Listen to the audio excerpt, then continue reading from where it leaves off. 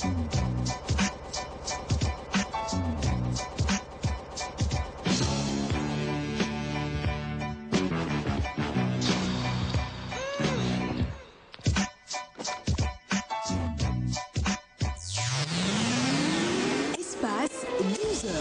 rendez-vous de la bonne humeur. Avec Espace 12 heures, vivez d'intenses moments de télé en compagnie de nos invités, nos chroniques et de toutes les belles opportunités que nous mettons à votre disposition. Espace 12 heures, c'est un plateau qui répond parfaitement à vos attentes. Une ambiance conviviale, tout ceci dans un décor magistral. Annonceurs, institutions, particuliers, vous souhaitez vous faire connaître davantage, vous désirez mieux communiquer sur vos produits ou services, profitez de cette aubaine qu'offre Espace 12 heures et contactez-nous à Akadju Communication, situé à Kadjeon, non loin de la mosquée. Infolane 21 30 46 45 95 15 05 56. Espace 12 heures, accédez plus facilement à la télé. Akadju Communication.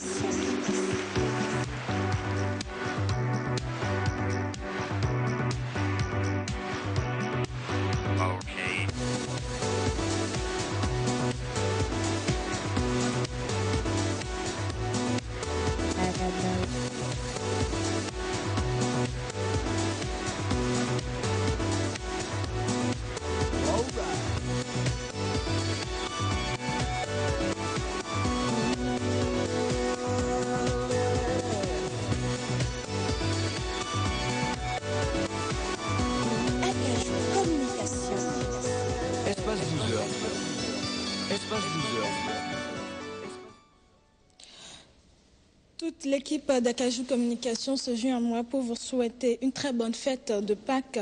Que la paix de l'Éternel soit avec vous et vous apporte beaucoup de bonheur, de prospérité, de promotion. C'est d'ailleurs à cela que nous attelons sur Espace 12 heures pour pouvoir mieux vous plaire. Bonjour à toutes et à tous, bienvenue sur cette émission et merci de vous installer confortablement. Le temps pour moi de recevoir le premier chroniqueur d'aujourd'hui. Je veux parler de Jean-Eudes. Je pense que si tout est prêt au niveau de la régie, nous allons faire déjà un tour d'horizon sur la toile, de quoi voir les dernières informations, ce qui fait l'actualité au niveau de la toile. Alors, si tout est prêt, je pense que c'est parti pour les affaires du net. C'est signé Mylène Amenikou. On y va.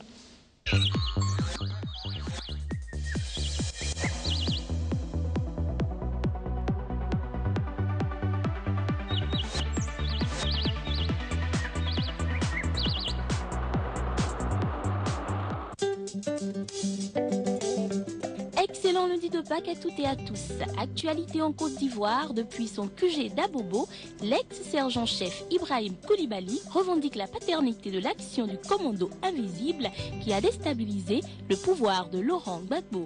Et même s'il ne précise pas ses ambitions, il veut désormais jouer un rôle à la hauteur de sa contribution à la victoire contre Laurent Gbagbo.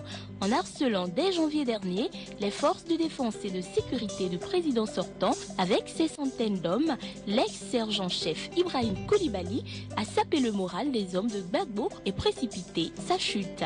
Soupçonné par le camp Ouattara d'être tenté par le pouvoir suprême, Ibé, 47 ans, n'a pas été mis à contribution pour l'assaut final contre la résidence présidentielle.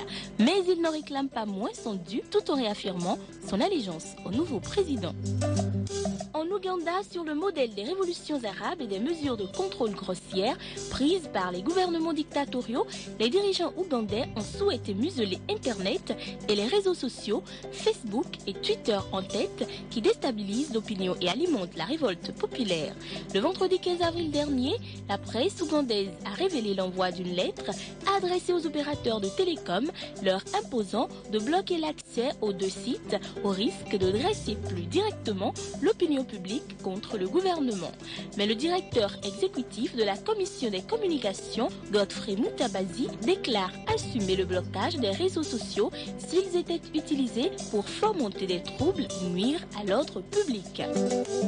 Parlons football à présent. Les ultimes tentatives de Jean-Claude Assier, le président de Marseille, de le retenir à l'OM n'auront servi à rien. À bientôt 26 ans, le défenseur international nigérien Taye Taiwo va quitter un club qu'il avait rejoint en 2005. Et il devrait poursuivre sa carrière chez un grand nom de football européen. Il y a quelques semaines, le club portugais portugais du Benfica Lisbonne lui aurait même fait signer un pré-contrat de 4 ans avec un salaire mensuel de 260 000 € et une prime à la signature de 2 millions d'euros. Mais Taiwo, qui intéresse depuis de longs mois les équipes anglaises, a également tapé dans l'œil du Milan AC et du Real Madrid et ne serait plus tout à fait certain de jouer dans la capitale portugaise. Si Taiwo va bien quitter l'OM, le cadre bas récurrent depuis plusieurs années est de nouveau évoqué. Le capitaine de la Côte d'Ivoire a envie de quitter Chelsea où il n'est plus un premier choix pour son entraîneur italien Carlo Ancelotti. Mais l'éléphant à 33 ans est cher et son salaire 6 millions d'euros annuels inabordable pour les finances marseillaises. Pourtant, Jean-Claude Astier, le président de l'OM, travaillerait en coulisses pour rendre l'opération réalisable et tenter de faire revenir un joueur très apprécié dans la cité phocéenne depuis son passage en 2003-2004, soit 32 buts en 55 matchs. C'est tout pour Affaires du Net, à lundi prochain.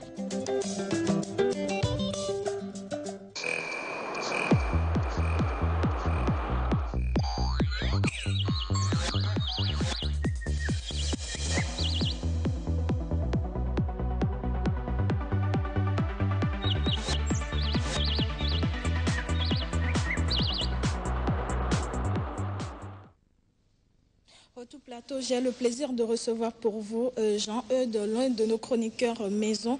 Avec vos travers de sa rubrique Profil entrepreneur, il sera question de l'avoir de leadership. Alors bonjour Jean-Eudes. Bonjour Marlène. Alors, Marlène et Doxy. ça se comprend, ça se comprend. Alors bienvenue sur ce plateau. J'espère que vous passez agréablement la fête de Pâques. Comme vous pouvez le constater, nous sommes encore dans la fête pascale, donc je profite d'ailleurs pour vous souhaiter bonne fête de Pâques et bonne fête de Galilée aussi à tout un chacun. Alors, je le disais tantôt avec vous, on parlera de l'avoir du leadership. Mais déjà, ma première interrogation, c'est de savoir qu'est-ce qu'un leader? Parce que je sais qu'à ce moment, il y aura des futurs leaders, de futurs entrepreneurs qui manifestent cette envie. Alors, c'est quoi un leader déjà? Merci beaucoup, Edoxy. D'abord, je commencerai par vous définir ce qu'est un leadership. Qu'est-ce qu'on peut entendre par leadership? Alors, le leadership est la capacité à diagnostiquer, d'accord, et comprendre le monde actuel, à concevoir et incarner le monde voulu, et enfin à construire les passerelles pour que les autres acteurs rejoignent le monde voulu. Donc c'est le leader qui est au centre de l'entreprise et il a à côté de lui des gens qu'il essaie de diriger. Effectivement. Donc par cela, il faut noter qu'un leader, c'est quelqu'un qui a une vision. Il suit cette vision-là et entraîne les autres avec lui dans cette vision. Il produit des messages durables, le leader. Il améliore continuellement son caractère et ses résultats. C'est-à-dire que le leader, ce n'est pas quelqu'un qui dort sur ses lauriers. Il se dit qu'au fur et à mesure que les jours passent, il a un devoir de résultat et doit aller vers la performance. Et pour finir, Edoxy, je dirais qu'un leader, c'est quelqu'un qui renforce ses capacités et aussi renforce la capacité aussi de ses collaborateurs. C'est-à-dire, il met en évidence la loyauté de ces derniers-là. Ok. Mais déjà, quelle est la place du leadership dans la gestion d'une entreprise? C'est assez capital quand même. Hein.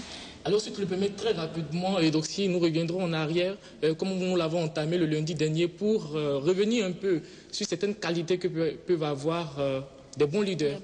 Alors, un leader, c'est quelqu'un d'abord qui initie, c'est l'une de ses qualités principales. Il dirige et établit les contacts, tels que je l'ai dit tout à l'heure.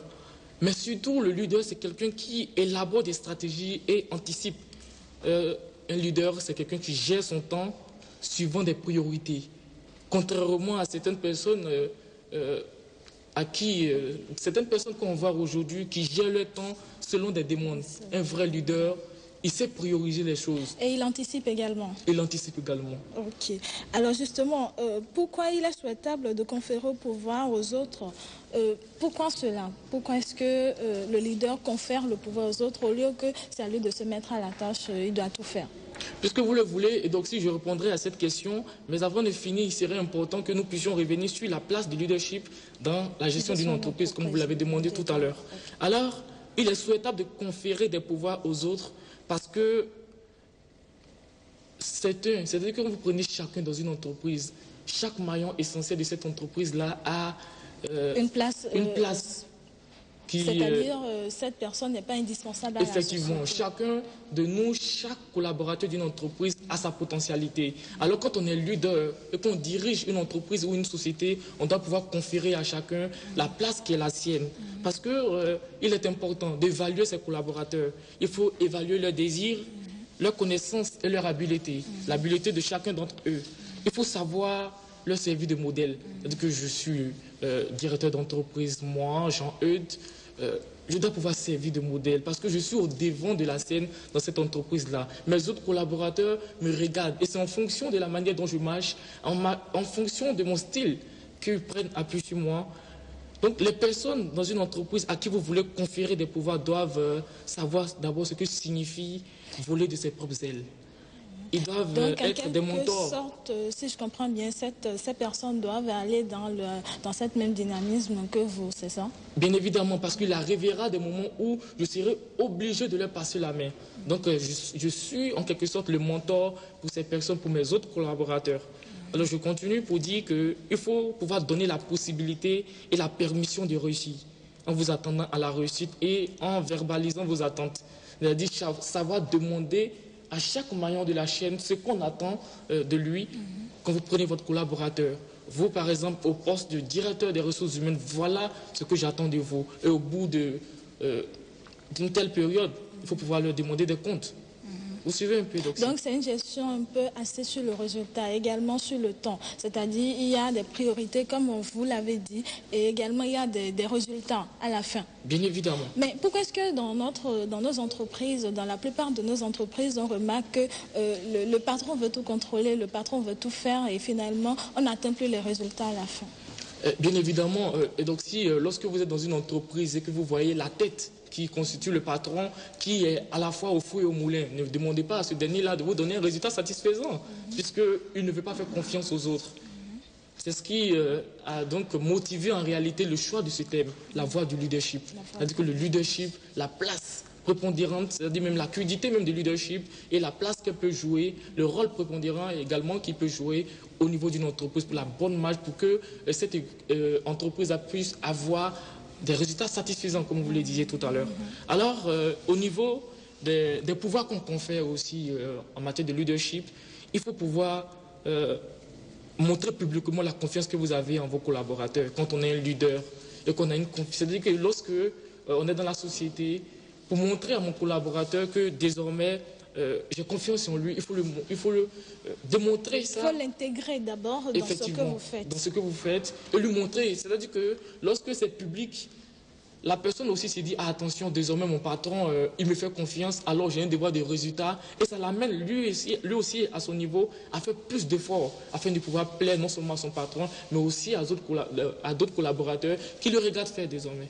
Monsieur Jean, j'ai compris que vous avez beaucoup de choses à dire. Vous aurez le temps de revenir sur ce plateau. Mais déjà, je vous laisse conclure. Vous avez sûrement quelques informations à l'endroit de ces jeunes ou bien de ces futurs entrepreneurs qui seront en train de nous suivre en ce moment. En guise de conclusion, je pourrais dire Doxy que le leadership est d'abord très très indispensable dans la gestion d'une entreprise. Spécialement avec aujourd'hui, vous savez, nous on parle de la mondialisation et de la décentralisation aujourd'hui, où le pouvoir décisionnel des cadres et des petites et moyennes entreprises est au cœur de tous les débats.